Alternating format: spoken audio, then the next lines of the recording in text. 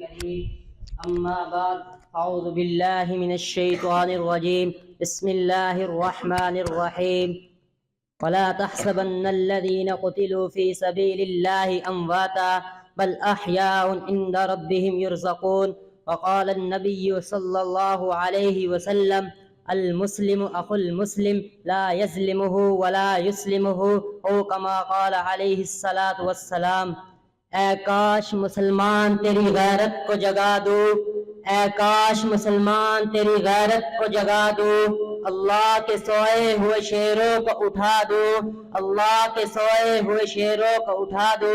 قابل صد تکریم اساتذہ کرام، منصفین اعظام، میرے ہم مکتب، ہم مشن، ہم سفر ساتھیوں، السلام علیکم ورحمۃ اللہ وبرکاتہ۔ آج کے اس تقریری مقابلہ میں بندہ جس موضوع کو تخیلات کی وادیوں سے نکال کر لفظوں کا جامہ پہنا کر آپ کے ذہنوں میں اتار کر دل کی بنجر زمین کو سیراب کرنا چاہتا ہے وہ ہے فلسطین کی آزادی اور امت مسلمہ کی ذمہ داریاں۔ سامعین محترم، مجھے بتائیں کہ وہ فلسطینی بچہ کیسے اور کیوں کر جیے، اس کا سارا خاندان فقط ایک حملے میں شہید کر دیا گیا ہو، وہ ماں کیسے اور کیوں کر جیے، اس کا لخت جگر اس کے سامنے آدھا کیا جائے، وہ بچی کیسے اور کیوں کر جیے کہ وہ ڈاکٹر بننے کے خواب دیکھتی رہی مگر اس کے خواب بھی ریزہ ریزہ ہو گئے۔ یہ چھوڑیں، میں کس کس کو بیان کروں گا، کس کس گھر کا دکھ سناؤں گا، یہاں تو سبھی بکھرا پڑا ہے۔ بچے یہ لکھتے ہوئے چلے جاتے ہیں کہ کہاں ہے وہ مسلمان جن کا سبق ہمیں کتابوں میں پڑھایا جاتا تھا، کہاں ہے وہ مسلمان جو ایک 10 پر حاوی تھا، کہاں ہے غوری، کہاں ہے فاتح، کیا اب کوئی غزنوی نہیں آئے گا؟ بیت المقدس کی دیواریں پکار رہی ہیں کہ دیکھو مجھے بچانے کوئی ایوبی نہیں آ رہا۔ آواز آتی ہے اسلام امن کا درس دیتا ہے، کیا اسلام کسی عبد الحمید کو جنم نہیں دیتا؟ آواز آتی ہے اسلام امن کا درس دیتا ہے، کیا اسلام میں محمد بن قاسم پیدا نہیں ہوتا؟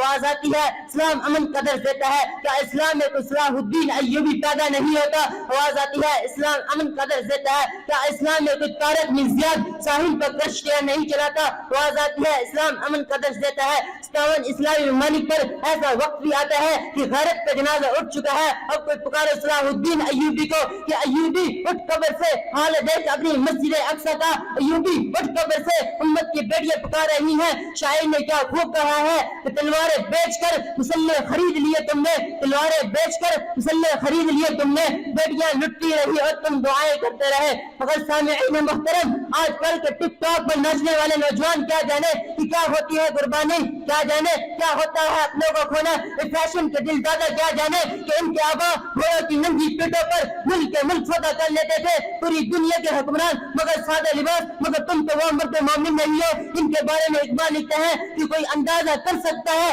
اس کے زور بازو کا، کوئی اندازہ کر سکتا ہے اس کے زور بازو کا، نگاہ مرد مومن سے بدل جاتی ہے تقدیریں۔ سامعین محترم، تو میرا آپ سے سوال ہے کہ آپ نے فلسطین کے لیے نعرے لگانے اور اظہار افسوس کرنے کے علاوہ کیا کیا؟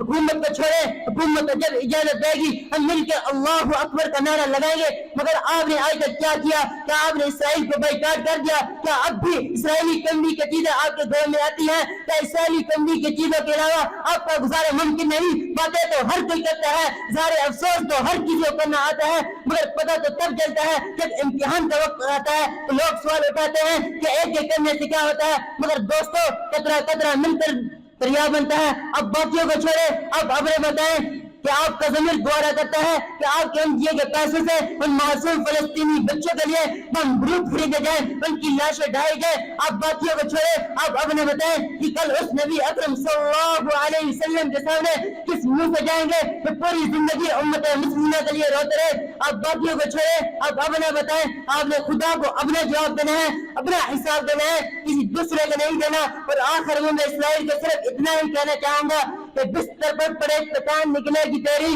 بستر پر پڑے تکان نکلے گی تیری، کھل کھل کے کھیل ستم کے کھیلے تو نے، کھل کھل کے کھیل ستم کے کھیلے تو نے، گھٹ گھٹ کے بین سے جان نکلے گی تیری، وما علینا الا البلاغ المبین۔